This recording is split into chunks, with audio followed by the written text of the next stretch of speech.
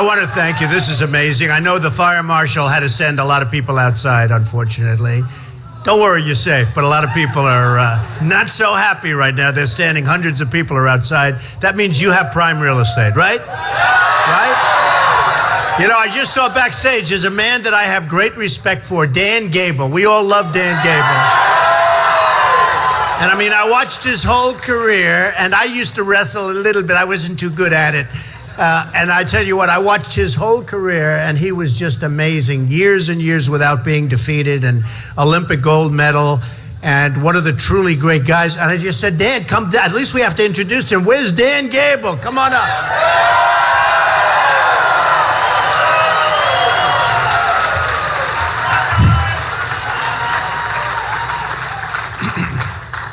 It says, in Iowa, we wrestle. And we're known throughout the world for a great sport of wrestling.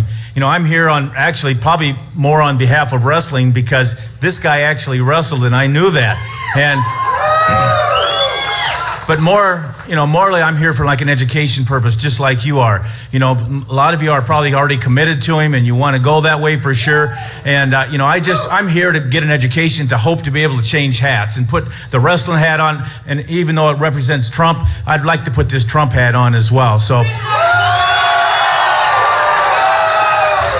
but I appreciate you having me here. It's my hometown. I love it. I really, I've been a guy that went from Waterloo, Cedar Falls to Ames and then to Iowa City. So I've been around the state, and I'm very happy to be kind of neutral. But at the same time, I'm looking for that quote is unbelievable. Make America great again. So thank you. Thank you, Dan. That was great. And Shawn Johnson, who I love. You know, Shawn Johnson's another great champion, and we love Shawn. And just have a great feeling for Shawn. So we're going to see her one of these days very soon. She wants to come around. So, ladies and gentlemen, I really, here we are at the middle of the day, and people are working, and a lot of people aren't working in this country, however, but people are working here. And, we had some tremendous news, and somebody said, oh, you mentioned the polls a lot. And when you're number one, you mention them a lot. And the reason other people don't mention, because nobody's number one. We're number one. And we had some great ones come out this morning, and one last night. A morning consult, we're at 33. I think might even be 35. And I think we're about 18 points ahead of anybody else, that's a lot. That's one of those deals, if you had a certain country where they say you can call for the election, we say, I want the election tomorrow, right? And Reuters at 32, we're way ahead of everybody. And then three of them came out early this morning, and they talked about them on all of the networks. They were really surprised. Florida, we love Florida. Florida, I was at 21, I went up to 28. We're killing everybody. We're winning by many, many points. And don't forget, you have a sitting senator and an ex-governor in Florida, and we're beating them by many. When you're 28, 29, that's a lot. Especially, when you think you have 16 people in the race. You had 17.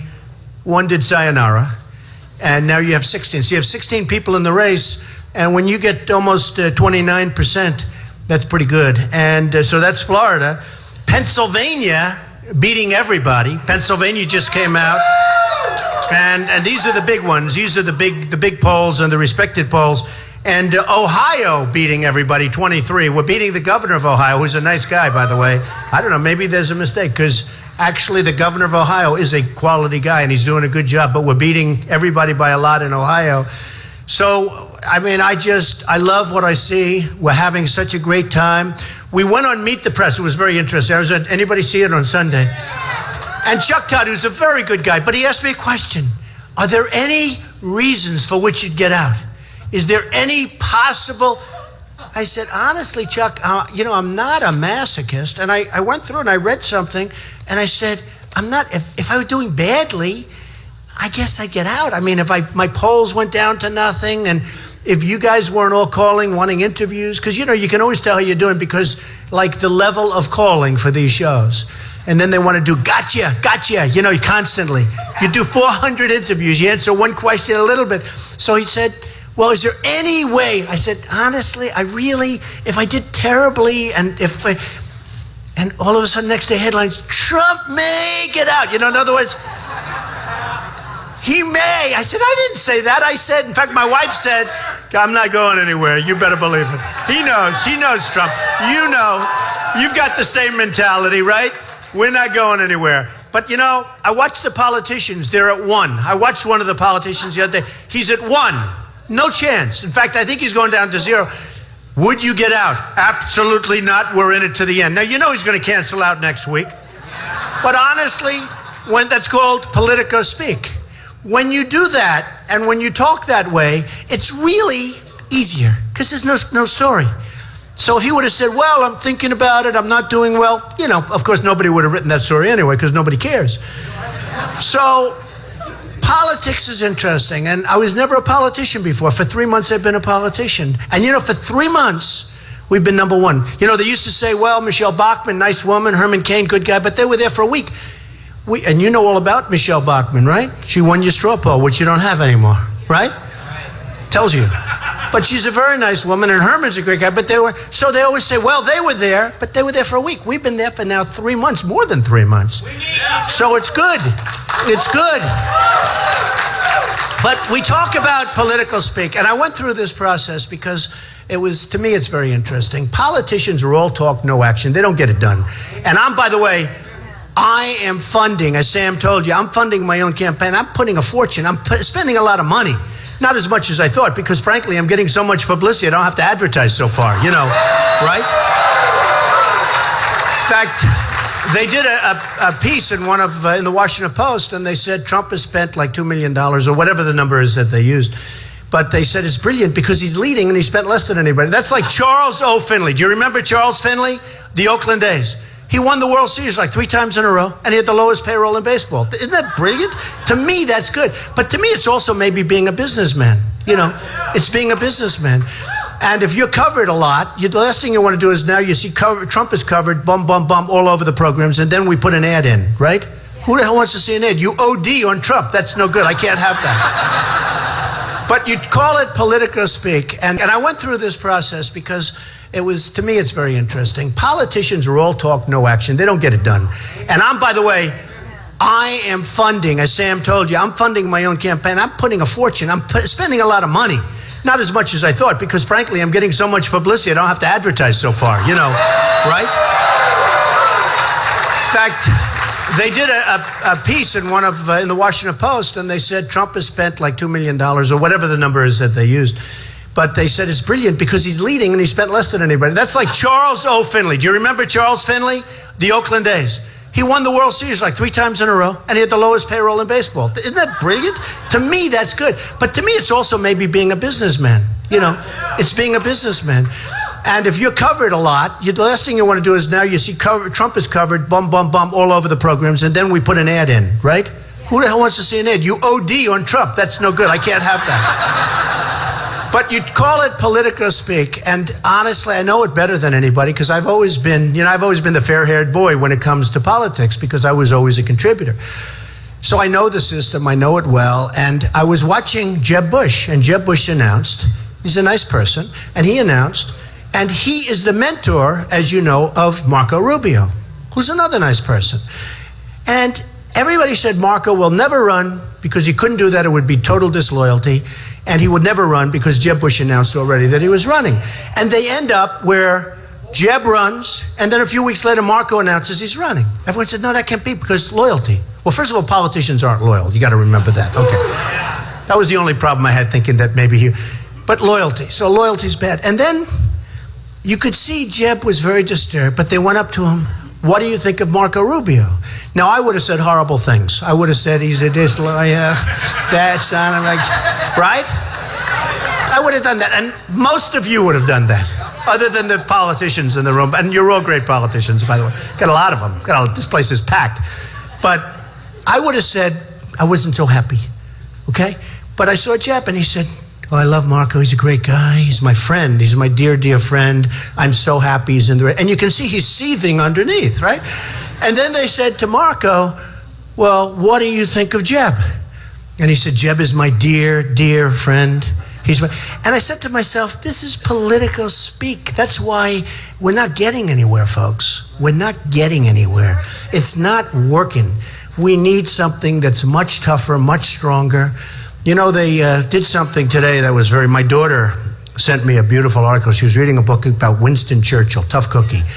And it was very interesting. And they said he couldn't get a position in government because they said his tone was tough. His tone, well, he did just fine after that, right? But they thought, and I remember where actually Hillary and Jeb were saying very strongly, and you know, that they thought that my tone was very strong. It was very strong. I'm saying to myself, I have a strong tone. We have people's heads are being chopped off because they're Christian, and plenty of others, by the way. But people's heads are being chopped off. We're getting beaten at every front. We're losing to China on trade. We're losing to Mexico on trade and at the border. We're losing everywhere. I say I'm going to build a wall, and it's going to be a real wall, a big wall, a strong wall. Nobody's coming through unless it's legal. Nobody is coming through. Unless it's legal, nobody's coming through. But if legal, they're coming through. We're going to have a big, beautiful door, and they're going to come through, but they have to come through legally. Or we don't have a country, folks. Or we don't have a country. If we're going to put up with it, we're just not going to have a country.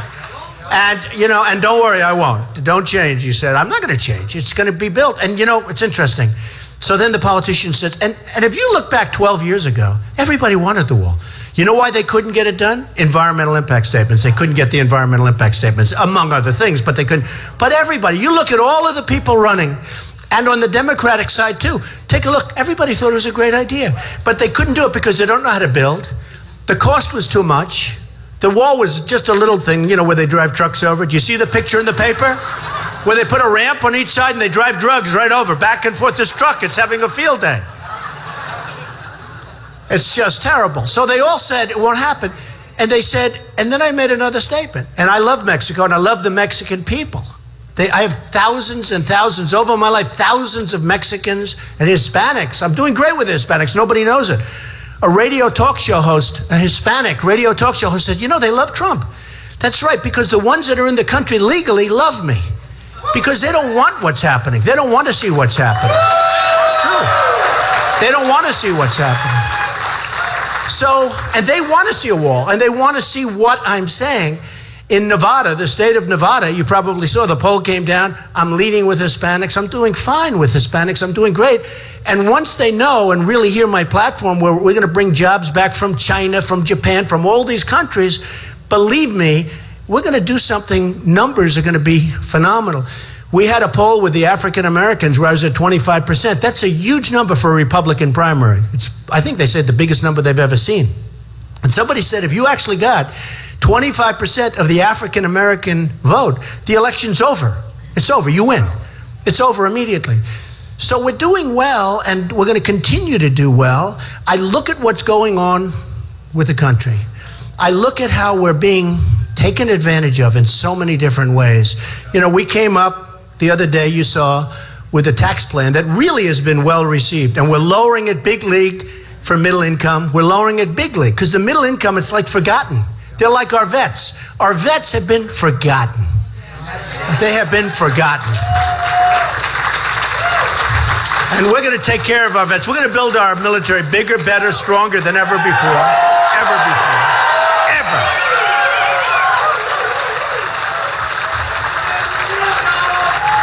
And that doesn't mean we're going to use it. In fact, the stronger we get, the more likely it is that we won't have to use it. Right now, it's true. We don't want to use it. We don't want to have to go to wars. You know, I've taken a very different position on Syria. So we've got $2 trillion in Iraq. We lost thousands of soldiers, thousands, over 5,000. We have wounded warriors all over the place who I love, who we all love. I mean, they're wounded warriors. They're braver than all of us. These are incredible people. We have nothing. We have nothing. Right now, Iran is talking to Iraq. They're going to take it over. In fact, Russia's now talking to Iraq. They're going to do some bombing of ISIS, which, frankly, I think is a great thing. Let Russia bomb ISIS. What are we talking about? What are we talking about? They want to bomb them. Let them bomb them. Bomb the hell out of them. No, bomb them. But, and I said that, and somebody said, oh, that's controversial. A couple of the countries said, no, we will not speak to Russia. We will not talk to Russia. And we will go and confront Russia. What, over Syria? We're going to start World War III, right? Give me a break. We'll know when to play games, folks. We'll know when to play games. This isn't the time. And by the way, now Russia is, when I first made the statement, they were hitting our so-called allies that we have no idea who they are. You have Assad. He's a bad guy. And we're fighting for people. We have no idea who they are.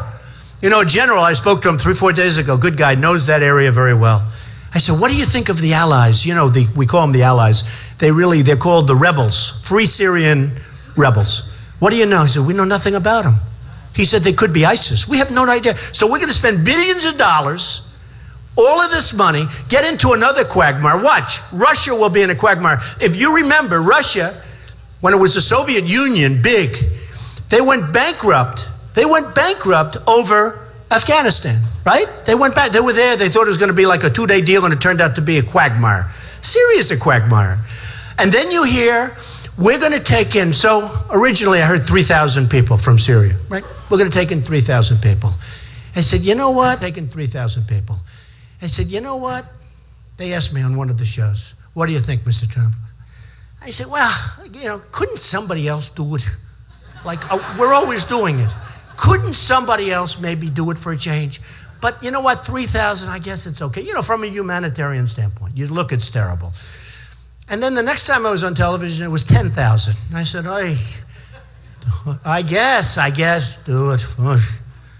Then, you're right. Mobilize now is right. Then, the next time, I'm sitting down. Listen to this. The next time, thank you. Oh, I thought they were on our side. That's all right. Don't worry. Don't hurt them. Don't hurt them. Nonviolence. Nonviolence. We want to be nonviolent with those people. We want to be nonviolent with those people. That's okay. That's all right. So what happens is the next time I hear, we're taking in 200,000. They want to take in 200,000. Okay? 200,000. And you look at the reports, it's going to cost billions of dollars. We owe $1.9 trillion. We owe $1.5 trillion to China, $1.5 trillion to Japan. Think of it.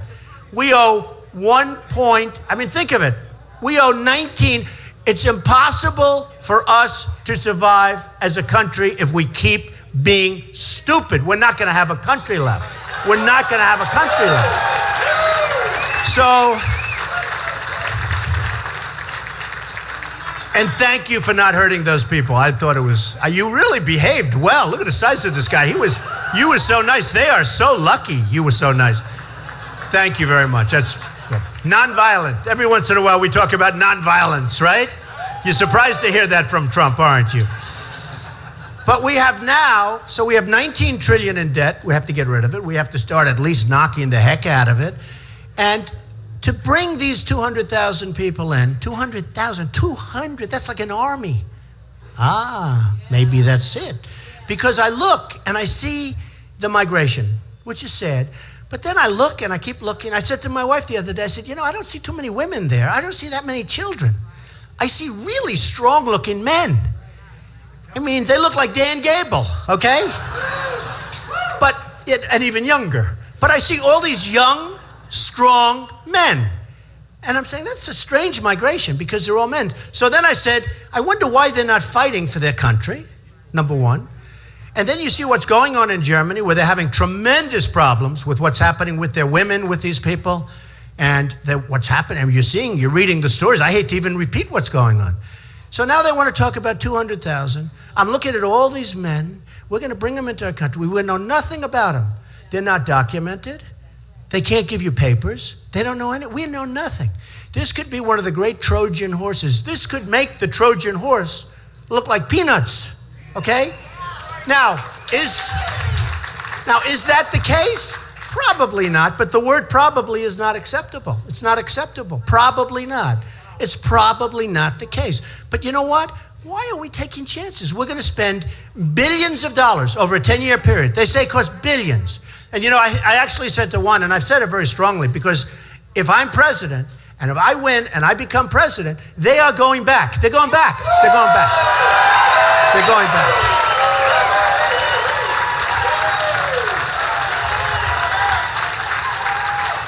And one of the talking heads on one of the programs, you know, these talking heads, they get paid a lot of money. They don't know what they're doing. Don't forget, they're the ones that said, he'll never run.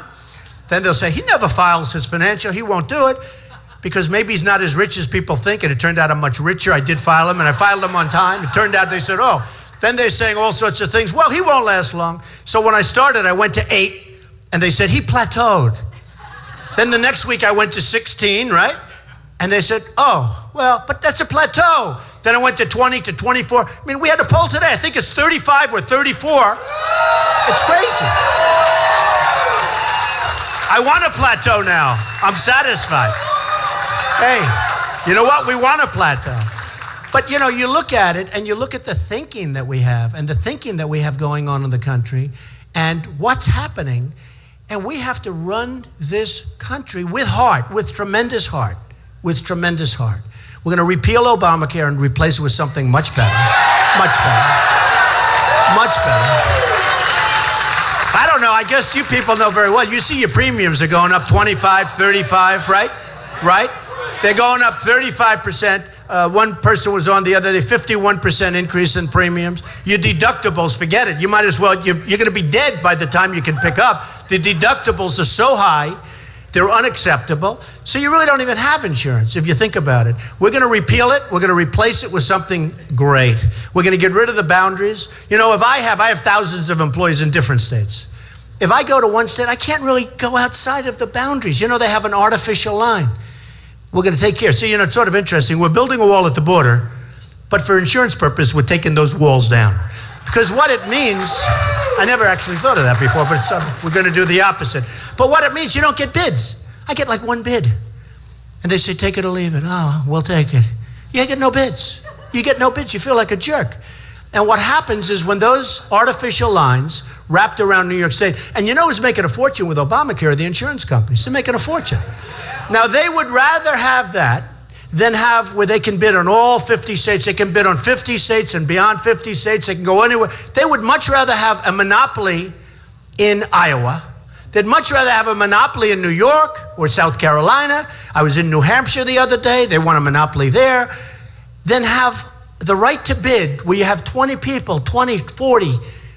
The only thing the government should be involved with there is the strength of the company, because we want to know if there's a catastrophe, if there's a catastrophic event, if there's some bad times, that they are strong. Other than that, we don't want any involvement. We don't want any involvement. And you'll be able to have your doctor. Don't forget the 28 lies. 28 times President Obama said, you can have your doctor, you can keep your plan, you can do everything. It's a disaster. It's very unfair. And I actually said, why aren't you suing the country? Because Obamacare was a total fraud. The one bad thing, you know, as bad as it is, everybody knows what I'm talking about. Whose premiums have gone up? Everybody? Yeah, everybody.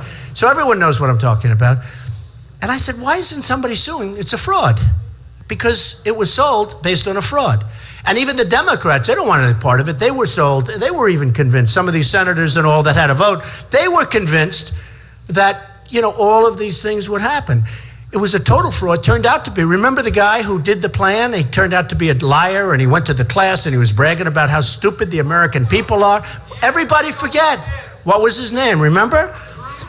Correct. And everybody was talking about it. Well, that was about a month. That wouldn't lasted a month because there was great anger. But now nobody remembers him. But he was telling everybody, you know, what a bunch of dopes the Americans are. He was actually saying it, that he pulled the sheets over their eyes. And he bragged. Unfortunately, somebody was taping his conversation. You know, that's a killer. That's a killer. But, you know, for some reason, we have so many other problems, if you look, that we've forgotten about that. We've forgotten a little bit about Obamacare, how bad it is. But you're not going to forget soon because you see what's happening with your premiums. And when you get to 16, the next president has to be great. Thank you very much. No.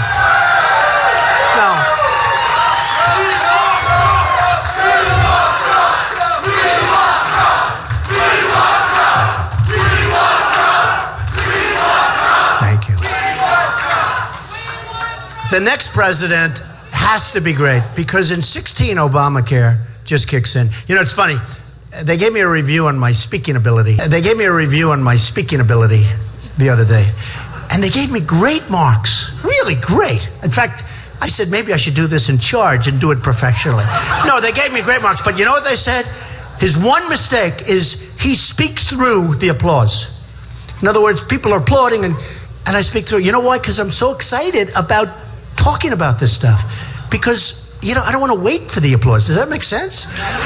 And the other thing, you know, I was a good student. I went to a great school and all that stuff. But the other thing, they said, sometimes you won't complete a sentence, meaning, you know, I'll stop because I know my audience, they're smart. I don't have to, I like finish 80% and then I just want to get on to the next sentence because you know what the other 20% is going to be. I don't want to waste time. It's true.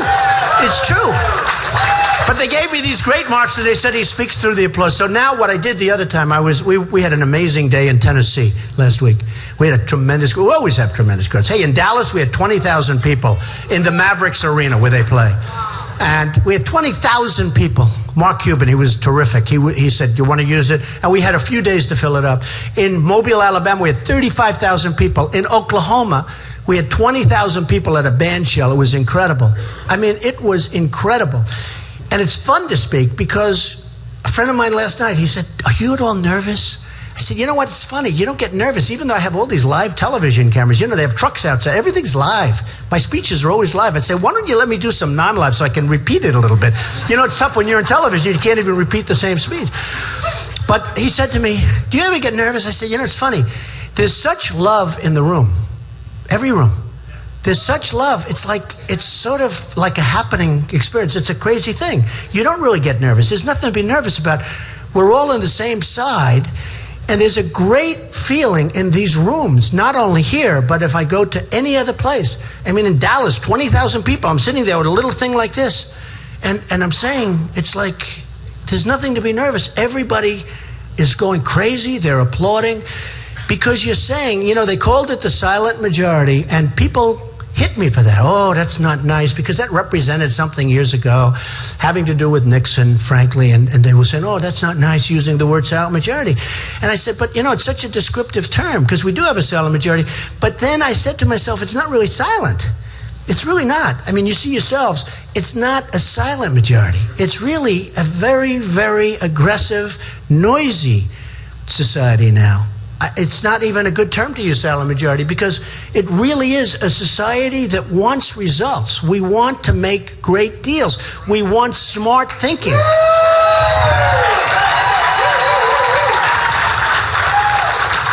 We want smart thinking. We have people in office that are being nice, incompetent, being less nice, they're stupid people, or they have another agenda. Now, I don't even think it's the other agenda. I mean, a lot of people in this room say there's another agenda because it can't be that. You know why? You say nobody can be that stupid, so it has to be another agenda. And a lot of you people would disagree. You'll say, oh, well, it is another agenda. I think they're stupid people, honestly. No, honestly. I really do. I just don't think they know what they're doing. I think our leader doesn't have a clue as to what's going on. I mean, when you look, when you look at the nuclear deal with Iran, I mean, give me a break. Look at the nuclear deal with Iran. You take a look at that deal and you say, wait a minute, they have 24 days. But remember, the 24 days doesn't start until a whole process, so it's much more than 24 days. Got to get a process, got to make all sorts of statements. So you got 24 days. Then you have another just to inspect. Okay? See, there was a case where I left the sentence off because I know everyone knows to inspect, so what do I have to say it for, right? Right? So I like my old way better because I don't have to finish that because everyone knows, right? So you have the 24 days. Now they have a new thing that just came out, and that's self-inspection. They're allowed to do self-inspection. Okay, Iran. So you have a guy saying death to America, death to America. We have people signing. We have a guy who's on a bicycle in a bicycle race, and he's our chief negotiator, breaks his leg, walks in with crutches. They say, what a jerk this guy is, with crutches. They say, what a jerk this guy is. But we give them back think of it. We give them back $150 billion. So now they're in Syria with soldiers because they have so much money. You know, 150 for them is a lot. For us, we waste that in 2 deals. No, it's true. But $150 billion, that's a lot of money. So they're going to be a world terror. They're going to be a real world terror. They're going to have nuclear weapons. Because after the 10 years, they're not going to wait that long, but after 10 years, everyone agrees it's really going to be open season. And they're going to have a lot of things. Our prisoners, so one of the things, look, nuclear is so important. My uncle was a really great, brilliant guy. He taught up at MIT, Massachusetts Institute of Technology. He told me years ago, the power of what will be nuclear is going to be so devastating. And he's right. He was so right. It was a long time ago he told me that. So right. But you look and you say, okay, this maybe isn't the most important, but it's important psychologically. We have 4 prisoners, right? Now, we have 4 prisoners. It was 3. Since then, it's 4. But when this whole thing started, they've been negotiating this thing for years. Any deal takes that long to negotiate, and we gave up on every single point. It's no good. But it takes years. This could have taken a week. Somebody said, how long? 1 day. But give it a week. We've been negotiating this thing for years, and ultimately we kept walking away. We never walked away. We walk away from the points. We say, okay, you can have it. Here's us. Okay. Could we have this? No, absolutely not. Okay. This is us. We didn't win anything. We didn't win anything. Like a bunch of really dumb people, we didn't win anything. But you have the 4 prisoners, was 3, now it's 4. And at the beginning, not at the end, they should have said, listen, before we start the negotiation, we want our prisoners back. Not going to help you. You don't need them. We need them. We have a minister. We have a pastor. We have we have wonderful people there. They shouldn't be there. In the worst prisons, they say the worst prisons, we have wonderful people. And we should have said, we want our people back. Now, Kerry said he didn't want to complicate the negotiation. Think of it. Think of it. All you have to do is say, folks, before we start, here's me. Who would be better at this, me or them? Huh?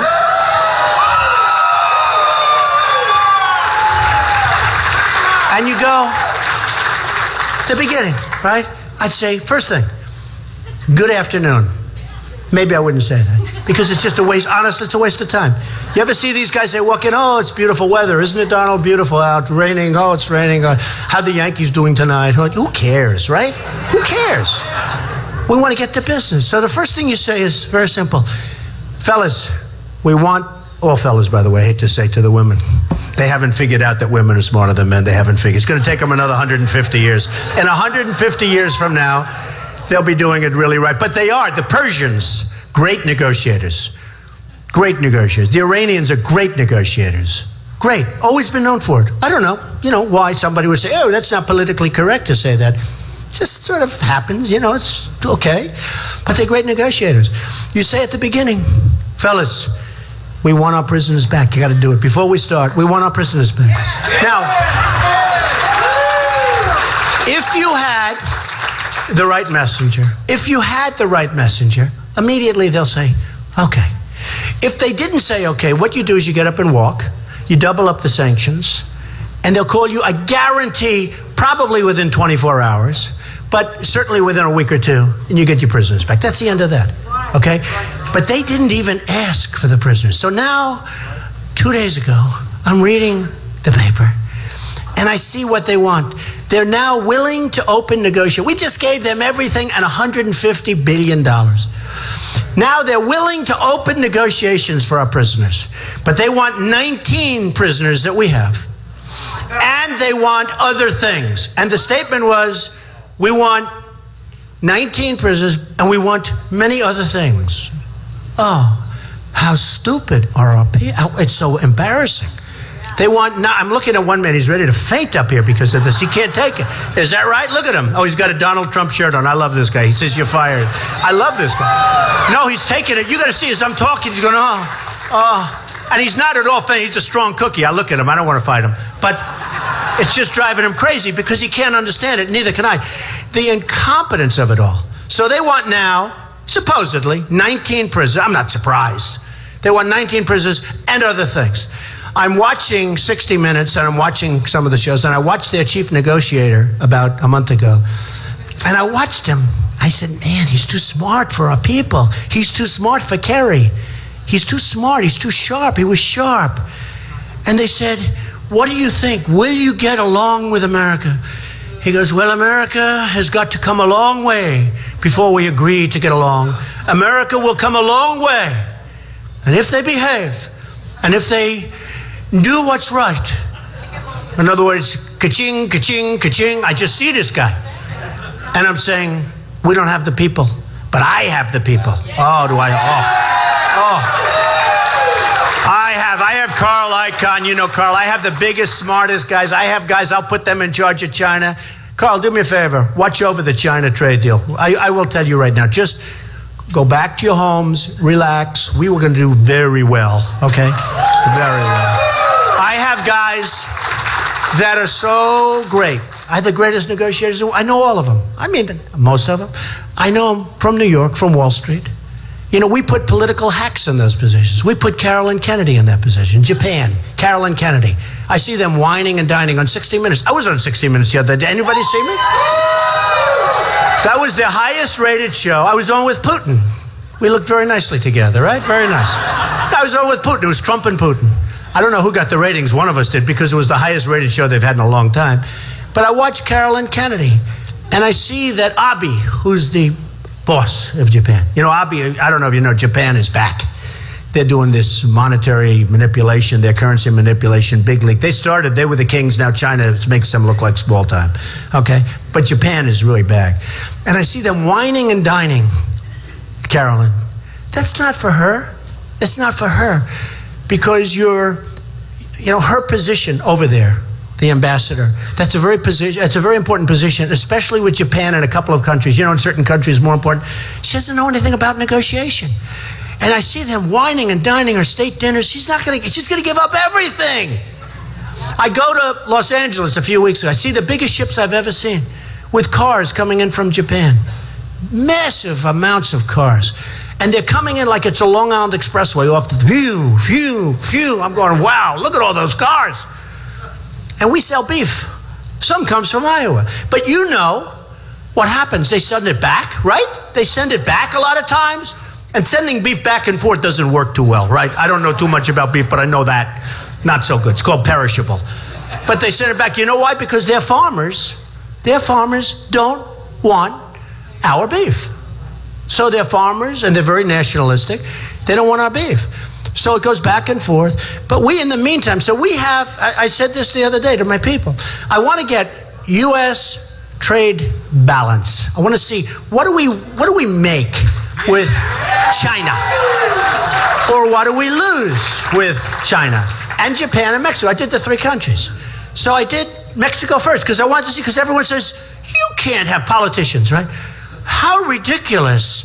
That wall will cost $7 billion, $10 billion. By the way, anything it costs, I could do it for 50%. It'll be twice as big and much more beautiful, okay?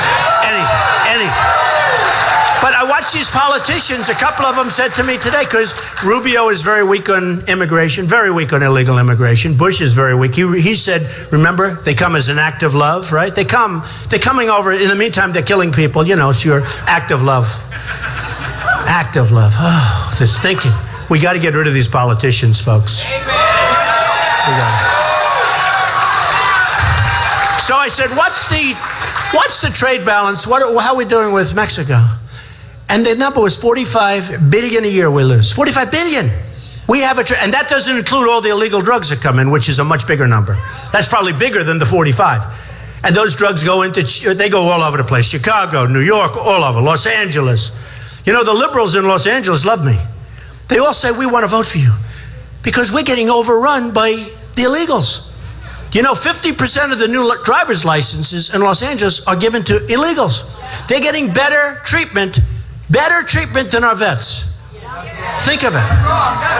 So I have guys that are heads of movie companies, and these are very liberal people. You know, these are the people that we read about. They're always endorsing, like Obama. You know, then they don't get invited to the White House to sleep there, and they're angry at him. You know, that's 90% of it.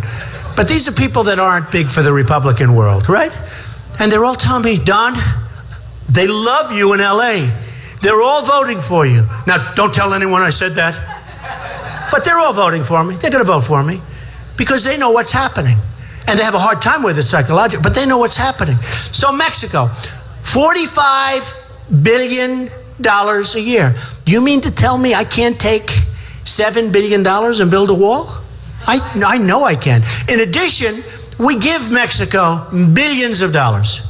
Billions of dollars. But the politicians say, like I'm some kind of a baby, you can't ask for that. How ridiculous. Why would Mexico ever think of paying $7 billion to build a wall? And I say, because they're making $45 billion a year, you idiot. It's unbelievable. No, it's unbelievable. So I said Mexico, $45 billion a year, okay? Trade imbalance, $45 billion a year. And by the way, Nabisco moving to, you heard about that. Nabisco leaving. I love Chicago. I love Chicago. By the way, toughest gun laws in the world, Chicago. And people are shooting themselves all over the place, okay? So when these people want to take away your Second Amendment rights, believe me, just refer them to Chicago. Refer them to some of these places. I'm a big Second Amendment person, believe me, the biggest. But no, when they want to do that, just refer them in. So, okay. So Mexico, $45 billion. Then I say Japan, the cars. How much? Trade imbalance. Almost $60 billion a year.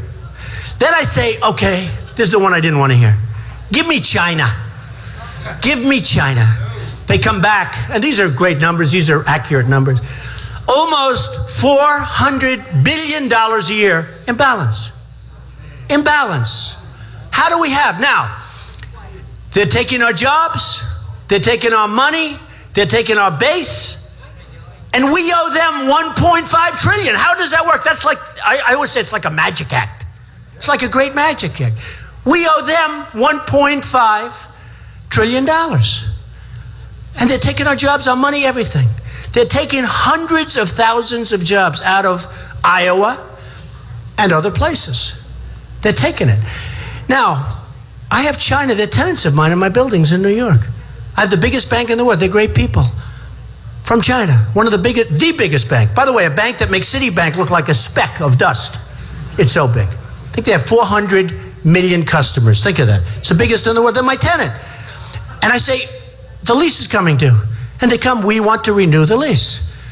I say, really? You know, who speaks? Look, because they respect what I'm saying, because they know I'm right.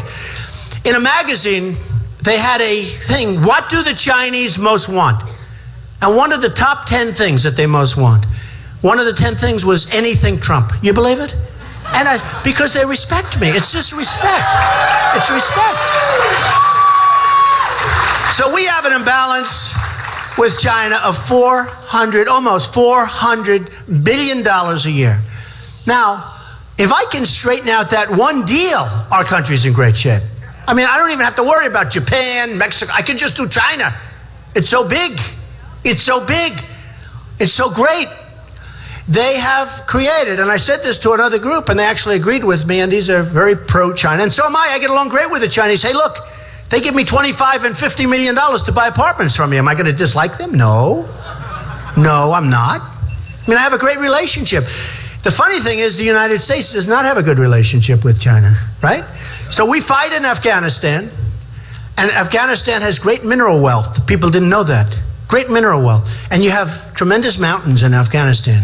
Ridges, mountains, and we're over here fighting, and on the other side of the big mountain, China is over there with excavators taking out the minerals.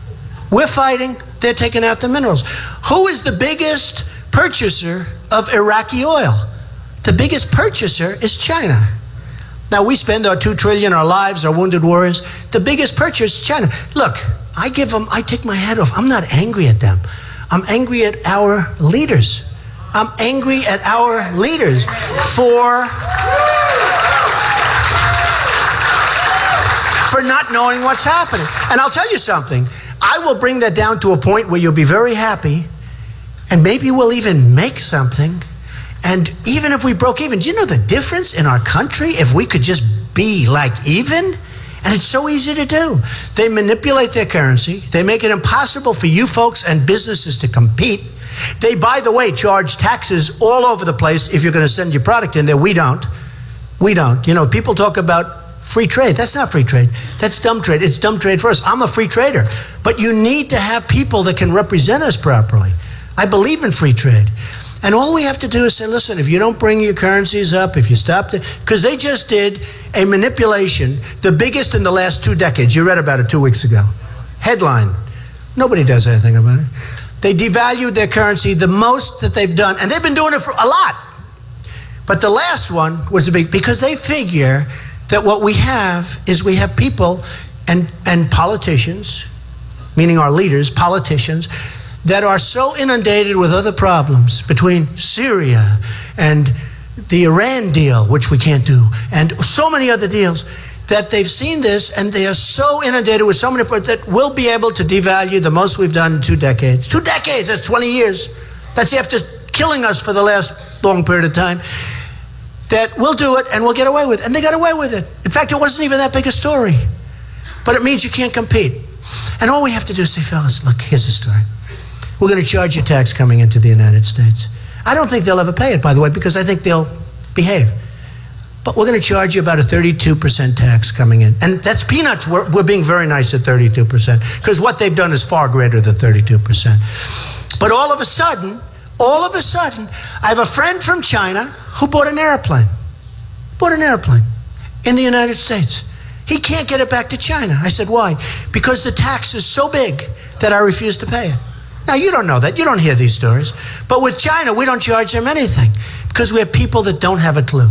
So with my people, believe me, I have the best. I have the best. I always say, not all of them are nice. Do we care if they're nice? Do we really care? I say it all the time. Some of them are horrible, miserable, beautiful people. You know why they're beautiful? They're beautiful because they're going to do a beautiful job for us, because that's what they do. They're great. They're the best in the world. We have the best negotiators in the world. We have better negotiators than the Persians. We have the best in the world, but we don't use them. We use political hacks. We use people that gave campaign contributions, and they get a job in government because they want to work in government. We have people that become ambassadors that shouldn't be ambassadors. And other countries say, wow, this guy really doesn't have a clue. Never been to these countries, doesn't know anything. And these are the people we have. And the nice part is, and I don't know if it's worth it, because it's something that, I'm not used to this. I'm being offered millions and millions of dollars to run. I'm in number 1 position. When you're in number 1 position, man, you wouldn't believe the money could flow in. I don't take it. I sort of feel like maybe I'm as stupid as the people representing us. It's so foreign to me. No, I don't want it. I mean, I have people, we take the little tiny women sending in $7, $8, $100, $200. We take little contributions, because how do you send it back? They want to invest in the campaign, and it's a great thing. And if you sent it back, I'm sorry, we're not taking your $7. We're not taking your $322. You can't do it. But so it's little stuff. And I want them. I love those, because that's an investment. That's like somebody proud of the country. But we're not taking the contributions. We're not taking contributions of millions, $5 million from a lobbyist, $2.5 million from these special donors and special interests. And everybody that puts up that money wants something for it. And it's not good for the United States. It's not good for the country.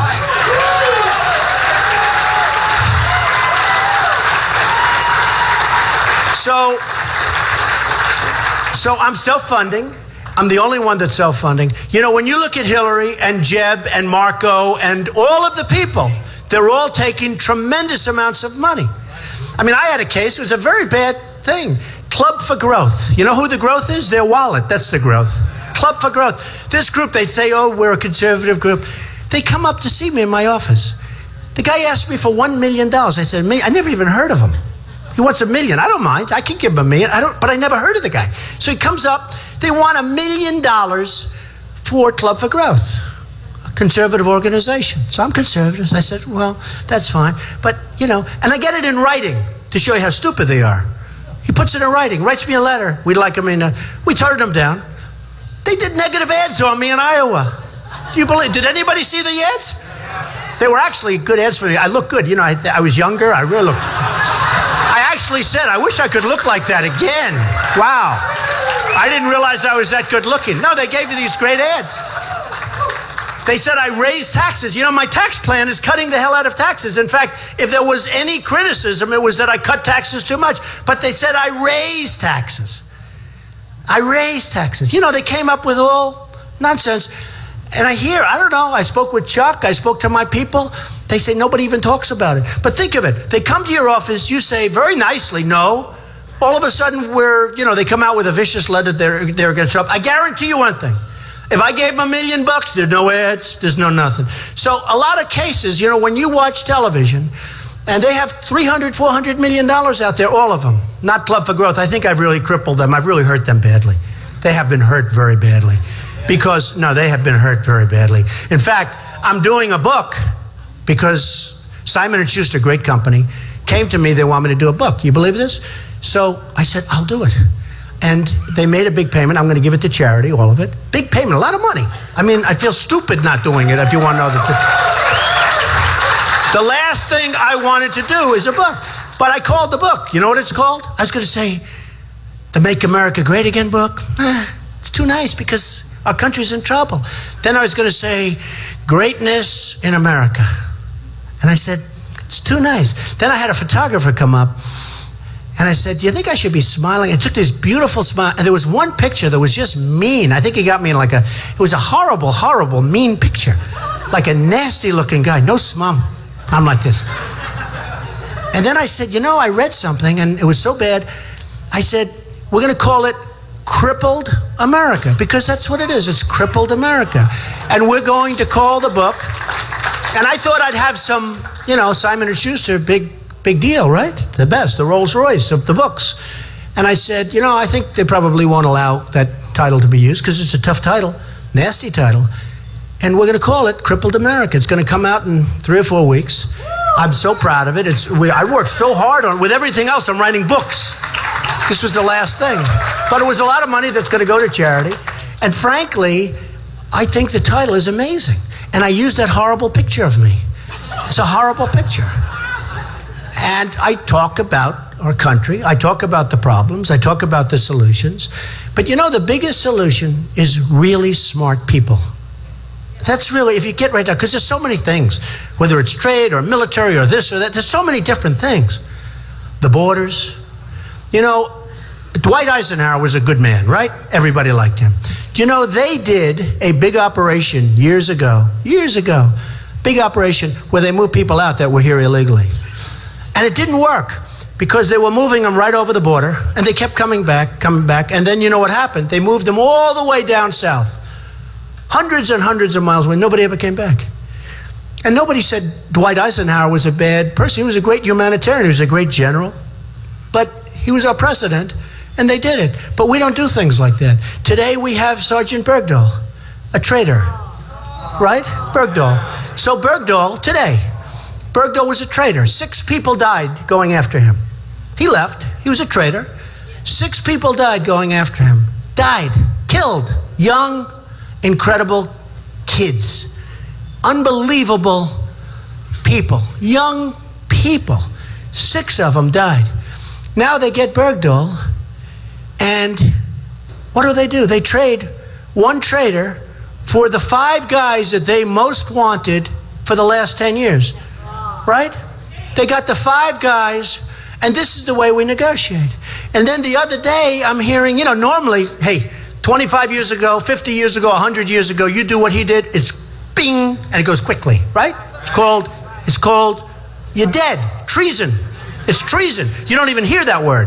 It's treason. So what do we do with Bergdahl? The other day I'm hearing, well, it's unlikely he'll serve any jail time. He wasn't feeling so good. Can you believe this? Can you believe this? Here's a guy who was a traitor where 6 people were killed looking for him. And don't kid yourself, a general and a colonel went to interview the people, the young men and women in his group. And they all knew before they made the deal that he was a traitor. That wasn't like, they made a mistake. I could almost understand that. We made a mistake. I wish we didn't do it. They knew that he left. So why would they make a deal like that? Why would they do it? So they're getting 5 people that they most wanted. We get this guy, and the other day I'm hearing that he probably won't even have to serve jail time. Our country is in serious, serious trouble. And I can only say this, if I get elected president, you are going to be, now, I know, I hear that a lot. I'll say if, because honestly, look, I'm running against a lot of different people, and who knows what happens. But so I have to say if, and I'd like to say when, but I don't want to be too braggadocious. Does that make sense? No. But look, you do. I mean, we have a long way to go. We have actually only 4 months now. Think of it, 4 months until we hit that big day, that special day that, you know where that starts? Right here. Right here. It starts right here. But if I get elected president, I will tell you that you folks, you're going to remember this day, but you folks are going to be so proud of our country. We are going to have so many victories. We're not going to have defeats anymore. We're going to have so many victories. We're going to be run really smartly. We are going to have a country that you're going to be so proud of. We're going to take this country back.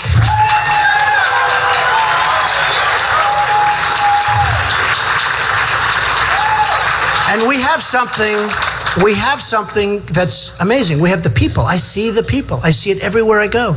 The people are so incredible. So we're going to take this country back. We're going to make America great again. And I say it now, and I've been saying it for the last week, and I see it. I know we can do it.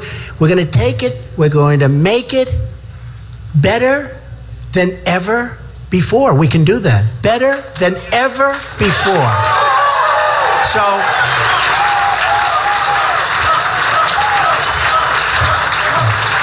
So I just want to thank all of the people in Iowa. We're doing great here. We thank you. I love you too. But we're doing so great in Iowa, and I just want to thank all of the people. And I'll be here a lot over the next 4 months and beyond, by the way, and beyond. And we're going to do something really, it's going to be a beautiful thing to watch. And it's been a beautiful thing to watch because there is a movement going on. This is not just like people getting together. This is a big movement that's going on all over the country, and you know what it represents. We're getting the biggest crowds, the greatest people. I just want to thank everybody, and I will see you soon. I'll be back very soon. Thank you very much. Thank you. Thank you.